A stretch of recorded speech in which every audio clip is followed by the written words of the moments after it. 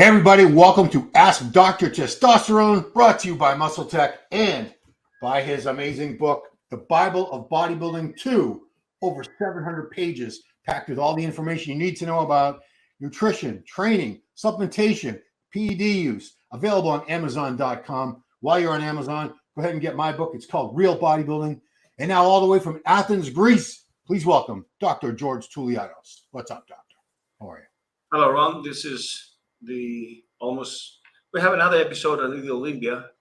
Yeah. And I've seen pictures of guys. I mean, I've seen a lot spread by Derek Lansford in the gym right after, I guess, back training. It's enormous, the way he opens up. It's crazy. Who do you think has a better back in bodybuilding right now? I can't think of anybody. Derek, yes. I mean, I'm trying to think legitimately. Who else has a back that's that good or better? I really can't think of anybody. Derek has enormous V-taper because of the small midsection, the lats that he has, so it gives more the illusion, you know. Yeah, it's crazy. I mean, his back is as wide as the big guys. Well, he's about 5'5", but his shoulders, his clavicles are as wide as a guy who's 6 foot tall. If you stand next to him, because you have to have wide bones. He's got clavicles out to here and a small waist. Last year, his coach, Hani Rambo, during the press conference said that he was 235 on stage. Yeah. And he was 220 the year before. As a 212 champ? Yeah, 212. I'm sorry, 212. Yeah. 212. So 212, 235. He looks bigger to me. So he's probably like 240. And you know, it's cool. There's a lot of training clips of him and Hadi Choopan training together over in Texas. So I think that's great. The top two guys in the Olympia are trained together and pushing each other. They got the same coach, same sponsor. So you can't say there's any favoritism. They're very much on equal footing in that regard. So yeah, looking forward to it. Should be an awesome show. All right. We are going to get to some questions, guys. You sent them in for the good doctor. So this is a good one because I wasn't really sure what this gentleman was trying to ask us here. How long does it take for TRT to give you the maximum results mentally, physically, and with libido? He's on 125 milligrams test enanthate. 5 days a week, he uses 25 milligrams proviron, and he's on 500 IUs of HCG 5 days out of the week. Wow. So it's not a cycle, obviously. We try to distinguish between TRT and cycle every week because those two terms have become almost interchangeable to a lot of people. But if you're deficient in if you're deficient in testosterone and you get on TRT, like when you put a patient on TRT, how long does it take to them to really maximize the way they're going to look and feel? Yeah, within 2 weeks, but actually during the first follow-up, the first month, you notice a substantial difference, not only in the labs, but the way they feel. All of my patients, they feel fantastic, and they thank me for putting them on TRT, but it's the transition from the hypogonadic state to the eugonadal state, okay? So it's like somebody who faints out of low blood sugar and you give him sugar, how he resurrects from the death to the living, you know? Yeah. Because actually it equals slow death and aging, low testosterone, a lot of problems, and you become healthy with testosterone. Yeah. You know, I think most people who go on steroids and testosterone, they were never low in the first place. So they do get a boost. They definitely look and feel better than they did before, but I bet it's not as dramatic as someone who was hypogonadal, never had enough testosterone. I bet that's like a whole new world to them, where suddenly they have all this energy and strength and vitality, sex drive, everything that you're supposed to have as a man. But now they're actually experiencing that for the first time. So that's cool. It took 2 weeks. That's not very long to wait at all. 2 weeks, but within a month, everything looks different. Fair enough. Okay. Here we go. Dr. Touliatos has spoken against liposuction or surgery for fat reduction, but isn't surgery safer than ephedrine or steroid cycles, especially for women, and more precisely in removing fat, not muscle? Well, my only concern is the fat embolism, okay? You have to consider that no more than 5 to 6 liters of fat are removed. And this is not a big major thing. I mean, it's just a body sculpt of 5 to 6 kilograms of fat. Imagine that if you get fat again, you don't gain fat in this area, it looks ridiculous. It's like a loss of symmetry in body fat composition. Yeah. But I would say that's way more safe than do a low carb, an empty stomach cardio and a resistance training and a uh, low Well, fat, low carbs, high protein, high fiber training season. Much safer, of course, than using ephedrine or other stimulants. But you don't have to use those stimulants. I mean, if you want to do it slowly, it's much healthier, and you make sure that you don't sacrifice muscle tissue. yeah, I mean, So, she's making it sound like like a woman would need steroids and ephedrine to lose weight. Obviously, this is for the lazy. Come on. Yeah. Everybody can lose fat, to a greater or lesser degree. You have to go by the rules and work hard. There are no shortcuts. Don't look for shortcuts for clenbuterol or ephedrine, or T4 or T3. Just do the hard work and you will get paid. But you don't need to hurry up, because if you hurry up, you sacrifice muscle. Yeah. And I'm not against bariatric surgery that modifies the stomach, and then the volume of the stomach gets downsized a lot, and then you become satiate with 1,500 calories. And this is a very good way to downsize when you are when you have a body mass index over 40 or 50 for extreme obesity. Yeah. Gastric bypass is a term we use a lot for that. Yeah, and I don't know. I don't hear about too many complications with that. It seems like a lot of people do it safely and they keep the weight off. Yeah, because this is like an argument people have is like, is it safer to do a procedure on the outside of your body or to take drugs that work from the inside and can affect, like this Ozempic? I don't think we have any idea what Ozempic is going to do to people. That helps with satiety, with appetite. It improves insulin resistance. But, it works generally, but some people say it's not that miraculous. It doesn't cut off a lot my appetite. On the other hand, this is something risky, because if you don't eat nothing, your BMR goes down and you lose also muscle tissue, because you need the protein to preserve muscle tissue. Yeah. I mean, I don't know. Does it make you like nauseated? I don't even know how it works, this Ozempic. You just have no appetite? Yeah, it gives you much satiety, but actually ephedrine gives you nausea, right? Yeah, yeah. A lot of fat burning products I've tried just make me nauseated. So I don't even like to use them unless I really have to, if I'm really trying to get lean for something, because I hate eating when I'm not hungry. And it's like, I almost want to throw up after I eat. So that's no way to go through life. Here's a really good one. It says, is TREN necessary for contest prep, trenbolone, or will masteron be good enough? Well, trenbolone is very anabolic. It's very endogenic. That has a dual effect. So it burns fat also, but it stimulates the muscle growth, and under diet, it preserves the muscle tissue, so you don't downsize while you're dieting. But actually, asking this question, I remember a top, I'm not going to say names, but I had the privilege of meeting twice or three times a top Olympic coach. And he told me, because one of his clients, one of his competitors had issues with his kidneys, he cannot use TREN and Halo. Oh, wow. And even though he's a supreme level, we understand that he makes the homework through the other drugs and the diet. Okay, so it doesn't mean because everybody's getting the drugs, he becomes shredded, Yeah. It's the hard work, the diet, the genetics, everything, the years of training, the muscle quality. All right. But yet, yes, you cannot use it. I mean, in Greece, 30 years ago, they used to take deca and testosterone primo and go up for a contest. So you were dieting hard. Yeah. But you had this look that, like Arnold looked, with, it was not the bone shredded, thing, like the Bill Pearl or the Dave Draper, this beach look. It was not like with diuretics. Right. But yet, this is very good. I mean, you diet hard. No problem with that if you work hard also. So as far as the difference between using TREN and masteron, would they have similar effects on the body? They're both the DHT derivatives. Masteron is not so anabolic, considered as androgen, but it replaces the testosterone for the sick. It does not aromatize during the last 2 weeks, okay? Yeah. But it's not a major weapon, It's a good thing that it doesn't aromatize, doesn't go into estrogen, but TREN is the number one weapon. Yeah. I mean, plenty of people use TREN in their contest prep, and there's plenty of them that don't for whatever reason, and they all end up looking great. So I don't think it makes much of a difference, honestly. Whether it's great.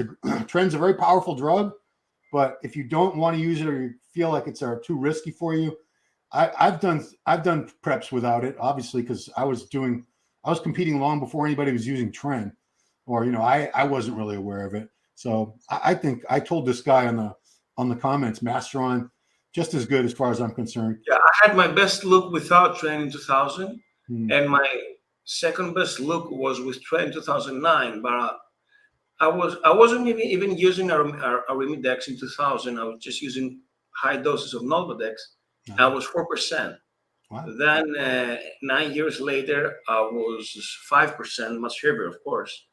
But you see, I mean, if you work hard, then you can go down in fat. The point is how much muscle you're gonna hold. Yeah. Yeah. I mean, there's so much more that goes into it rather than just one drug versus the other. All right. Here's another cycle kind of question. I was planning to run 500 or 600 milligrams test enanthate, 300 milligrams deca per week, and 25 to 50 milligrams anadrol per day. How long can I run this cycle for? Would you make any changes to it?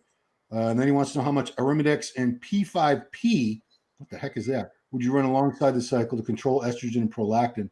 So first of all, when they want to know how long can I run this cycle for, I'm sure he's asking like safely. How long would you? Yeah, depends on the labs, how you start. Okay, with the lipids and the liver and the hematocrit. It's not that toxic. He uses also dianabol. So it's enanthate, deca, and anadrol. Well, anadrol, yeah, it's a problem with anadrol. It's highly toxic. So I suppose no more than 30 days in a row. Yeah. Okay. And with all the prevention protocols. Now about the prolactin, they take this for granted that the prolactin will elevate because of the sick of the deca. Just make the blood work and see how it goes. Okay. All right. It's not something standard. And would arimidex be standard with this, or would that depend on your? Absolutely. I mean, how much testosterone? 500 to 600 milligrams. Well, at least you need the wow. I would say every other day, arimidex plus especially if you use the deck as well. Yeah, every other day, 1 milligram of arimidex. Okay. And what's P5P? I don't even. Yeah, it's a supplement for the prolactin. Oh, okay. Gotcha. So, but you can also use B6 vitamin or bromocriptine or even cabergoline. Yeah. Next question. You didn't turn down any questions, so I don't know if you wanted to answer this one, but here we go. Are the sexual preferences of bisexual or gay men because of low T or high E2? I would say that's a really good topic to talk about. Absolutely not. We've seen to the gay pride parades, big men, bodybuilders, okay? They're jacked. Do you remember Bob Parson and his boyfriend? They were jacked guys, Yeah. It has nothing to do. Actually, I've heard from scientists saying that if you give more androgens to a homosexual, he become more sexually aroused towards the same. Yeah. I mean, for those who don't know, like the gay community, they're far more into working out and PED use, not like irresponsibly, but there's like a place in Massachusetts called Provincetown on the very end of Cape Cod. It's a huge summer vacation spot for gay men. And I've never been during that week, but I've seen the pictures and videos. And so many guys walking around muscular, ripped. So they're not low testosterone. If anything, they're high testosterone. I don't know where that misconception would come from that like low T would make you want to attracted to men. I think it just increases sex drive, whatever your sexual preference that you were born with, that's going to amplify it. Like the one thing I've noticed, I think, the preference, if you like a man or a woman, it's a sexual orientation, Yeah. It's a matter of taste, and I don't know if you're born with it or you're during the stage of puberty, you choose that. Yeah. But I think it's, some people are bisexual also, but it's a matter of taste, I think. Yeah, I mean, I used to think it was a choice, and as I've learned more from talking to people, I really do think it's just you're born liking whatever you like, and that's the way I'm sure. If you guys want to leave some comments, go ahead. But that's all we got to say. Our final question: we talk about blood, going to get blood drawn on a site when you're on a cycle all the time. You do it. You always put videos up with the blood pumping out of your arm and stuff into the thing. But can you donate blood on a cycle? On a cycle, no. I've written an article on MD saying the reasons why. Because first of all, your liver is under stress. If you have an infected liver, that it has inflammation, pharmaceutical hepatitis, the liver enzymes go up, then the clotting factors and the INR and the clotting time are prolonged. So this guy, the poor guy that receives this blood, maybe be suffering from hemorrhage, Yes. Okay. Yeah. It's like the issue we discussed last week, okay? If I'm able to go into a surgery while in a cycle. Yes. Yes. So your blood doesn't clot, and the guy who actually would be ill guy, and a patient who receives the blood, then we have issues with the blood clotting. Yeah. Yeah. I wonder. The other thing is that, yeah. They don't test when you go to give blood. I'm very ashamed to say I've never actually donated blood in my life. I know people are going to get mad at me, but they don't test your blood beforehand to make sure you don't have.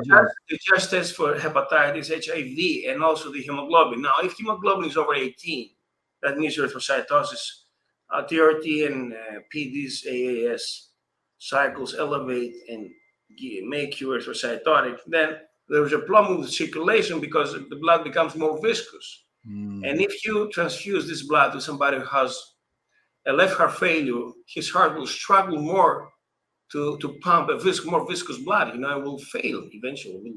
Wow. Yeah. I think. But with TRT, I think there's no problem because there's no toxicity with that. So TRT, if you're just on legitimate TRT, it's fine to donate blood.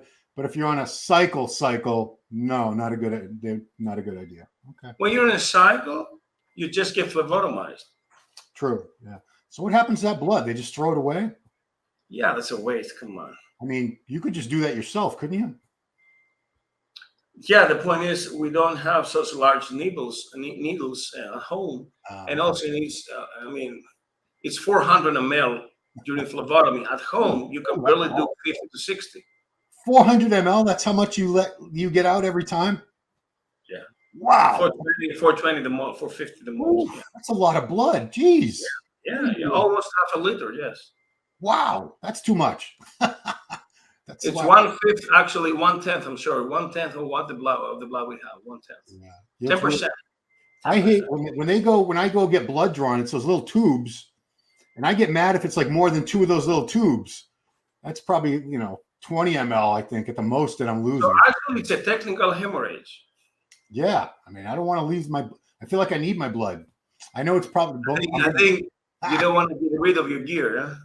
No, I tell them, I've joked to some of these phlebotomists at the places. I say, I don't mind drugs, needles putting things into me, but I don't want needles taking things out of me. Just put it all in. Yeah. It's just this is my little OCD thing. Anyway, that is all the questions.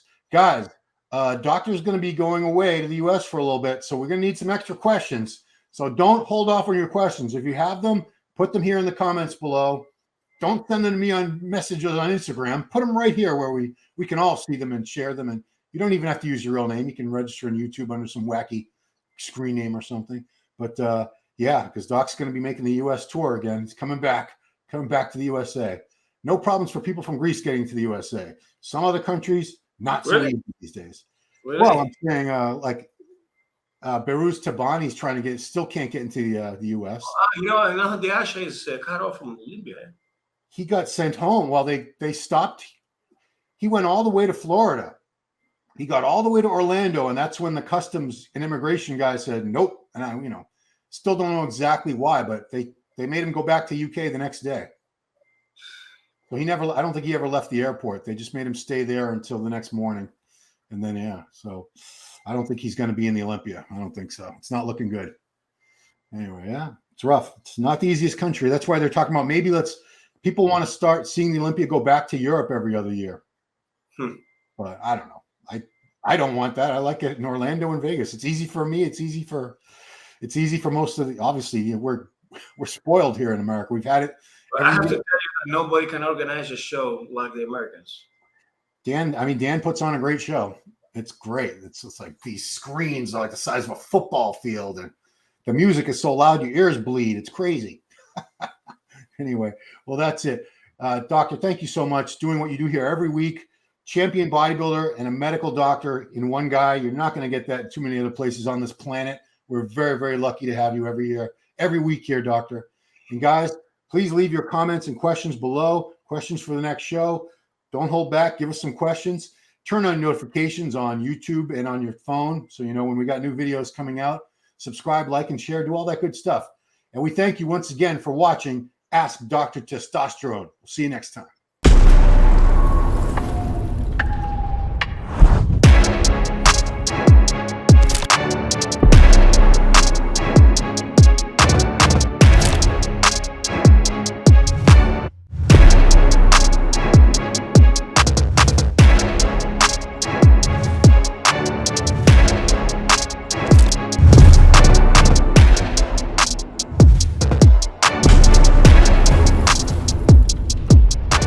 Hey, did you like that video? Smash that like button, subscribe to MD, and please comment down below. Thanks for watching.